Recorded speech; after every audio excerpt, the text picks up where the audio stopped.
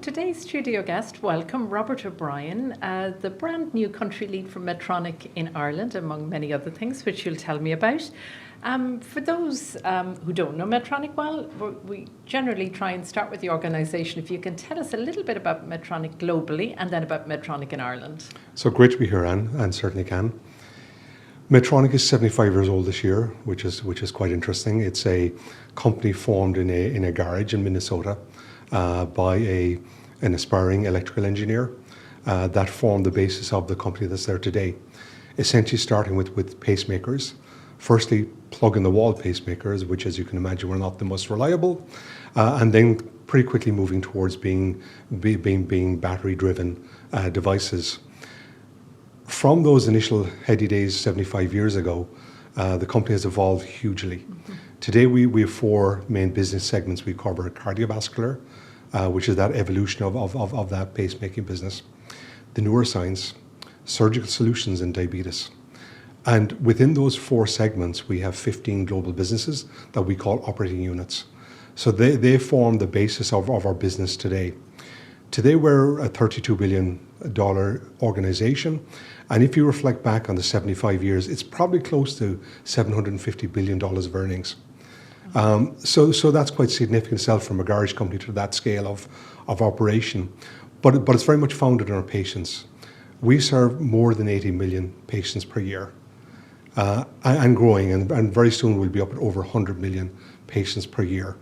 And therefore, it's large because of that activity.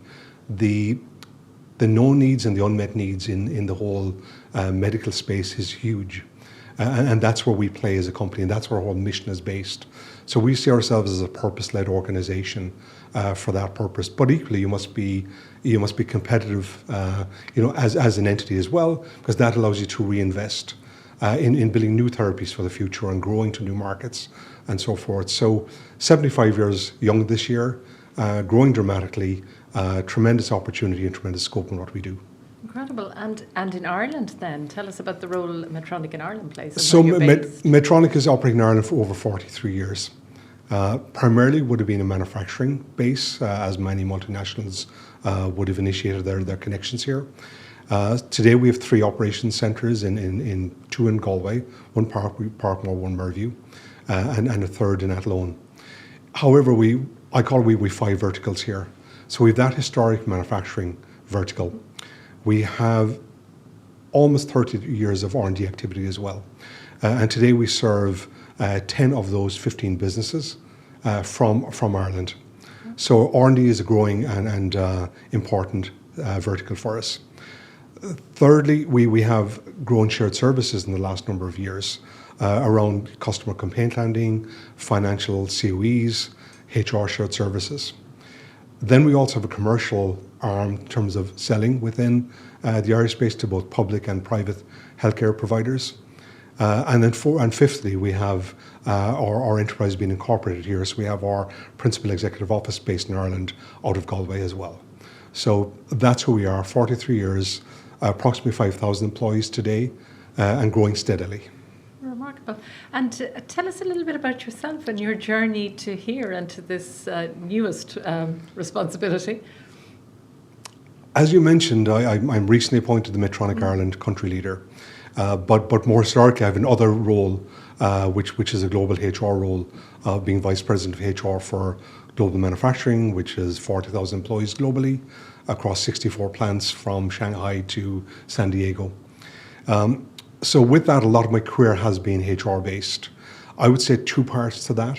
One from my later 20s when I first moved into the space, and picking up the proprietary knowledge of any profession, things like employment law, training development, industrial relations management, those core HR skills, as it were.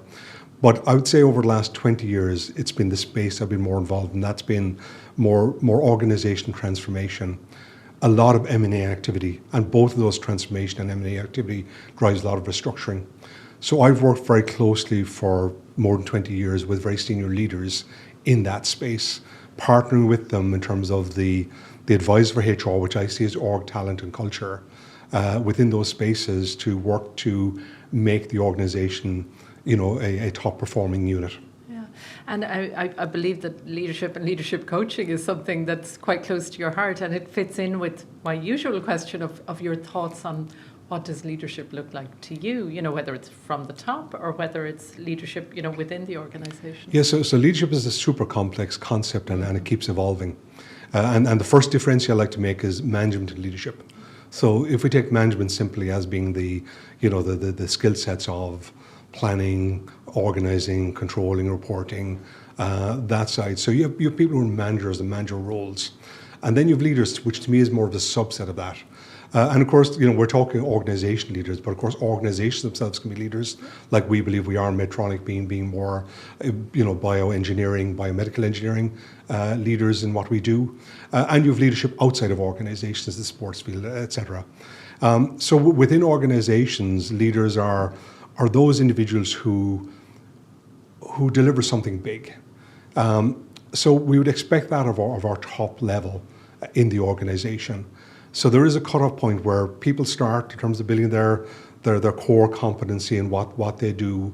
They become a manager, talking around those functional skill sets of being a manager, and then some evolve to being leaders in either what they do or the level that they operate at. How I separate them are there are those who work in the business, and there are those who work on the business. Mm-hmm. And for both categories, you have to have some level of continuous improvement. The continuous improvement at the more junior level, it tends to be quite local, and obviously a more senior level, it's much more scaled, often globally. So to me, the leaders, and if you look at a very, say, simple definition of leadership, what is it? It really is the inability of one person to draw many people to deliver something big. So therefore, that's why I say not every manager is a leader when we think through that concept. And then the other thing about leaders are the top, they're the best. So not everyone in a race is a leader.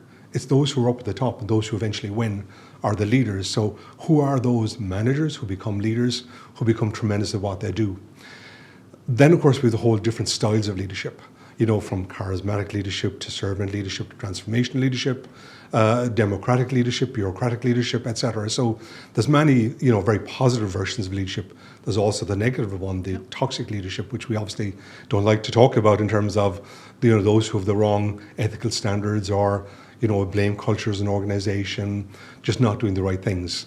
Thankfully, Medtronic is not that, and many of the great Irish companies are not that.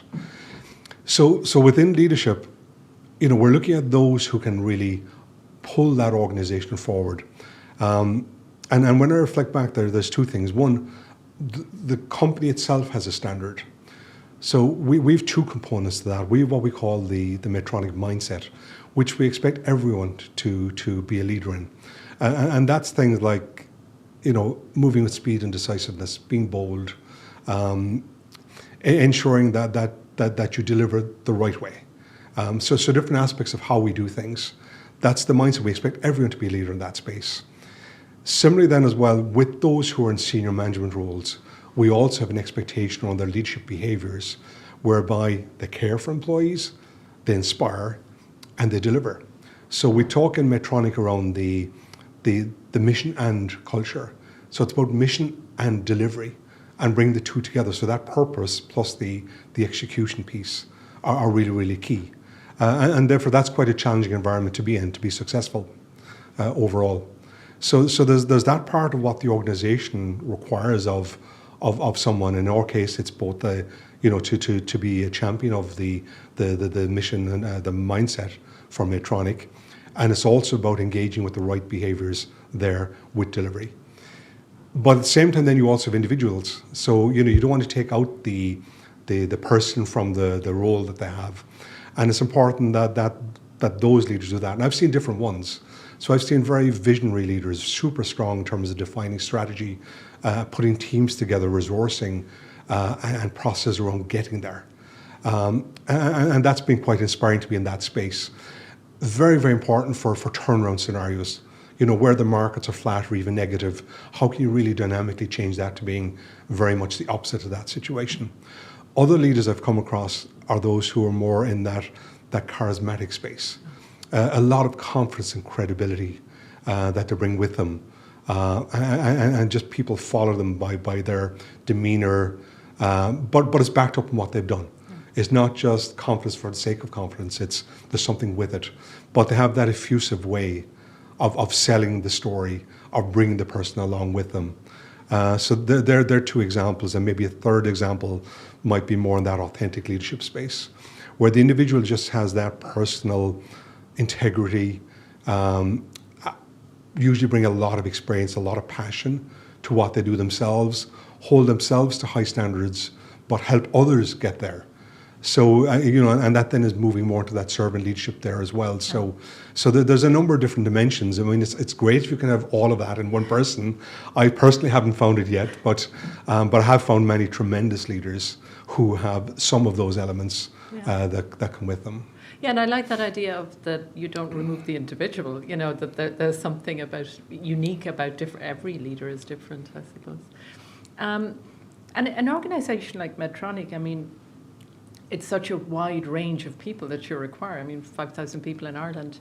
When you are trying to attract and retain the best talent, tell me a little bit about the challenges there. You with your background, very much around people. I think we've one huge advantage of being in the medtech space. You're going back to that whole purpose and mission. So we built up over that 75 years and 40 plus in Ireland, a tremendous reputation and brand. And particularly in that engineering and science space. So many students in college level would know who we are. A lot of people in the street would not know who we are, but we have certain segments of the population who do know us well. And that would include the whole engineering, biomedical engineering student space. So, between that in terms of what they accumulate through the college years, their connections, with people who've gone ahead of them, brings a lot there. So we rely a lot on referral business, because of that brand reputation and what we offer.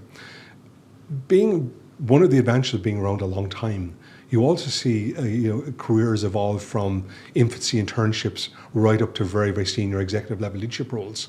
So we also have case history around careers, and that's attractive for people. Where can I end up? So if I join a place, what's the future opportunity? And Medtronic is in that space where we can offer long-term careers, from that internship to retirement. And beyond retirement even. So in that sense, that's been very powerful. We also have partnered for many, many years with educational institutes. So in our case, call out UCD, ATUS, and especially the University of Galway, we have a very unique signature partnership with them. And a big part of that is us working with them together on curriculum setting, on practice opportunities, internship opportunities, growing careers for those who have low education initially, who can build their education while in career paths. So we've been lucky to be able to do that by having tremendous partners along with our brand and reputation.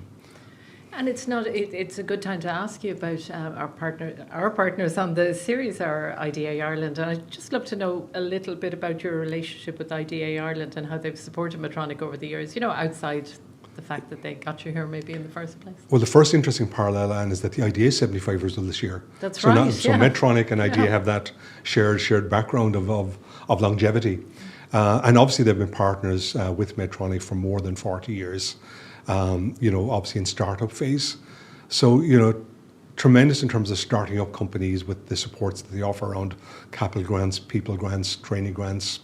And then as organizations evolve, they're partnered through that journey. So if you look at a plant that started up 40 years ago for us in Ireland, either in Athlone or in Galway, the plant as you see today is very, very different.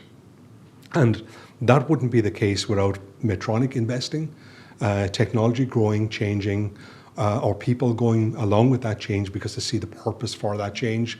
And then our partners like the AID being great supporters of that change. So much, much more to Industry 4.0 smart digital factories from what we would have seen 40 years ago, high assembly-based factories.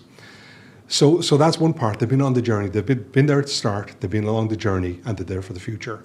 And we keep talking to them about new ways forward. Certainly competitiveness is a big challenge for us today in Ireland, and retaining competitiveness both as individual companies and as a country as we operate through Europe and the world. And IDA are very much in the fulcrum of that conversation. We're challenging them, they're challenging us. They have come a long way. So, for example, the whole R&D grant space. So while we've been innovating in R&D for over 30 years, the whole support from an Irish point of view has been more the last 10, 15 years. But it's tremendous, and it's allowed us to grow in that space. We now have over 500 engineers across our facilities in that R&D space, and we see that being a continued growth area. As I mentioned earlier, 10 of our OUs being supported in R&D terms across our facilities. So between all of what's happening as we reform, as we evolve, ideas been there the whole way along, and we expect in the future. But we'll also challenge them to ensure that they keep current as much as we keep current. Yeah, and I'm sure they'd expect you to. And tell me then, just getting back to Medtronic a little bit. I mean, I'd love to hear a little bit more maybe about sort of the exciting work that, at a top level, but the kind of the exciting work that's coming out of Medtronic in recent years. So, as I think of the therapies, we've been evolving dramatically. So, for example, things in recent years would be the whole, improvement around diabetic type 1 management in particular. We one good example of building very unique software algorithms around managing, because the physical aspect in terms of sensors and pumps and the insulin are quite straightforward in some respects, not easy to do, but the challenge is more that unique diabetic experience, and the algorithms, the software, that's been a huge area of development for us in a number of years, and evolving our technology to leverage that software. Others would be, as pacemakers have evolved from those early plug-in-the-wall pacemakers to now being fully inserted inside the heart with no leads. That's been a huge development. Other developments, we're working on some new things coming to market.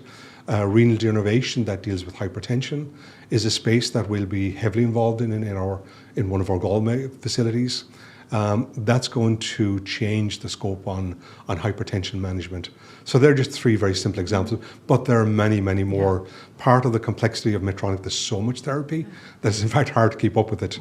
But certainly if you look across those 15 businesses and the range of therapies and products those 15 businesses have, it's incredible.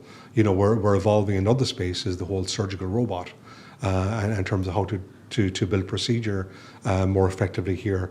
That's a very interesting area for us. And then, of course, we all know that AI is coming into our world, and it comes into our biomedical world as well, in the world of medtech, and we see it being very, very complementary to what we do. So we'll be leveraging a lot of AI to make physicians' life easier.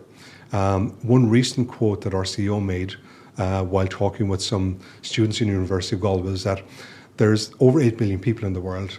There's 12 million physicians. Many of those physicians are aging. So if you look at the number of patients per doctor, that's something like 70,000 plus per one doctor in the world. So, and you can't make so many doctors. So how do you make the value proposition for a physician credible? So it will be those who use AI in the future around efficiency or around helping them to make the best decisions for that patient. So that's a space where we really see as being exciting, and we're getting more and more into that as Medtronic in some ways. So certainly a lot more to come in that space, Anne. Robert, in a way, you've partly answered my question there. I think my last question, which is to look around sort of the trends for the future in your sector. I mean, clearly AI is going to be one of the huge ones, and you covered that a little bit. But is there anything else that comes to mind when you're looking at your sector and what excites you about the future? I think in addition to AI, the other aspiration we have as a company is one device for life, which is a huge aspiration. Today, that's not achievable. Many devices are 5 to 15 years maximum in life, and we want to get something much, much longer to really, change that world dynamic for true health, for extending life and the whole alleviation of pain. So that probably is the biggest one I would see. We obviously are working on a number of what we call strategic bets, the focus areas for our businesses over the coming years as we grow the company. So they will evolve in the coming months and years. But I would certainly say that aspiration of one device for life is going to drive us across our next 75 years of evolution. So are we talking like a pacemaker that you just get it once? That could be one example, yes, that you'll get one pacemaker and it does all your life for your requirements. That sounds fascinating, and it sounds very ambitious indeed. I wish you the best of luck with it, and big congratulations and good luck with the new role, the new country lead role with Medtronic. And thanks so much for being with us today. Thank you so much, Anne.